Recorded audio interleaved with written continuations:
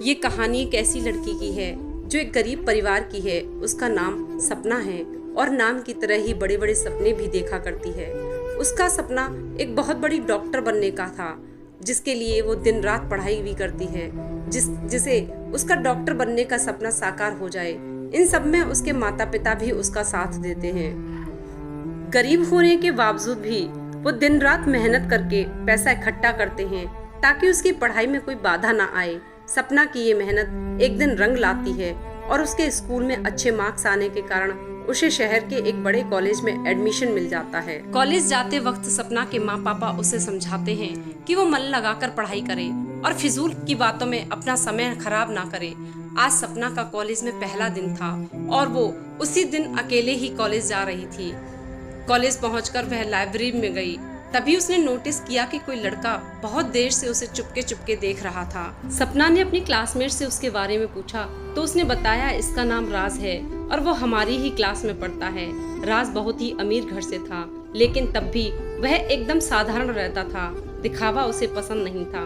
उसे अपने पैसों पे कोई घमंड नहीं था और वह ज्यादा किसी से बात भी नहीं करता था। लेकिन उसके दोस्त अच्छे नहीं थे, वो उसके पैसे का पूरा फायदा उठाते थे, इसलिए सभी लोग उसे बड़े बाप की बिगड़ी औलाद समझते थे। राज को सपना बहुत पसंद थी, ये बात उसके दोस्त भी जानते हैं। इसलिए वो लोग राज से कहते हैं कि यार तू इतना सुंदर है और अमीर भी है, तुझसे तो वो आराम से पढ़ जाएगी। ऐसा कहकर वो क्लास में चले जाते हैं। उसके दोस्त उससे कहते हैं कि प्यार करता है तो कह क्यों नहीं देता। राज कहता है कि अगर उसने मना कर दिया तो तू डैशिंग है, तुझे कोई लड़की मना कैसे कर सकती है। यह सुनकर राज में थोड़ी हिम्मत आ जाती है और वो सपना का हाथ पकड़कर उसे प्रपोज कर देता है। पर इस तरह की हरकत देख सपना राज को थप्पड़ मार देती है। यह पूरा कॉलेज देखता है और कहती है यही सब करने आते हो तुम कॉलेज में, और वहाँ से चली जाती है। फिर पूरा कॉलेज उस पे हंसता है, उसका मजाक उड़ाता है। क्लास खत्म हो जाने पर वो अपने दोस्तों के पास जाता है। उसके दोस्त भी उस पर हंसते हैं और कहते हैं यार तुझे तो उसने पूरे कॉलेज के सामने थप्पड़ मार दिया। राज कहता है छोड़ ना यार, वो मुझसे नहीं पटेगी। लेकिन उसके दोस्त कहते हैं यार तेरी इतनी बेइज्जती हो गई और तू ऐसे ही छोड़ देगा उसे। अगर तू इतना कमजोर है तो तू आज से हमारा दोस्त नहीं। ये सुनने के बाद राज ने कहा फिर क्या करूं। उसके दोस्तों ने कहा बदला ले उससे, अपने सुंदर चेहरे पर घमंड है ना उसे, तो अगर तू उसका चेहरा ही बिगाड़ देगा तो तेरा बदला पूरा हो जाएगा। फिर एक दिन राज ने सपना से कहा कि तुम्हें अपने इस चेहरे पे बहुत घमंड है ना, और इसकी वजह से तुमने मुझे सबके सामने थप्पड़ मारा था। सपना ने राज के हाथों में एसिड की बोतल देख ली और वह डर गई।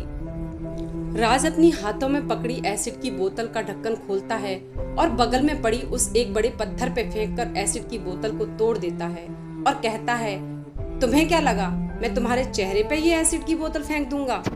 अरे पगली, मैं तुझे प्यार करता हूँ, ना कि तुम्हारे इस चेहरे को देखकर प्यार किया।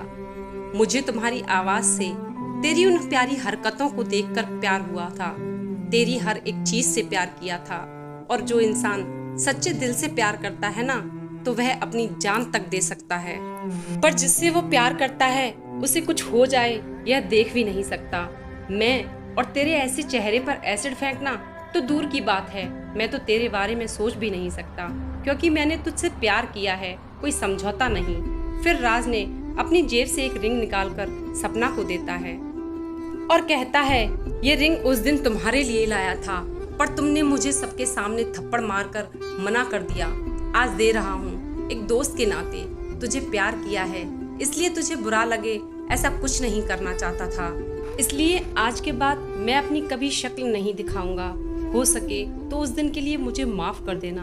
और वो वहाँ से चला जाता है और सपना के पास सिवाय पछतावे के कुछ नहीं बचता। बस इतनी सी थी ये कहानी।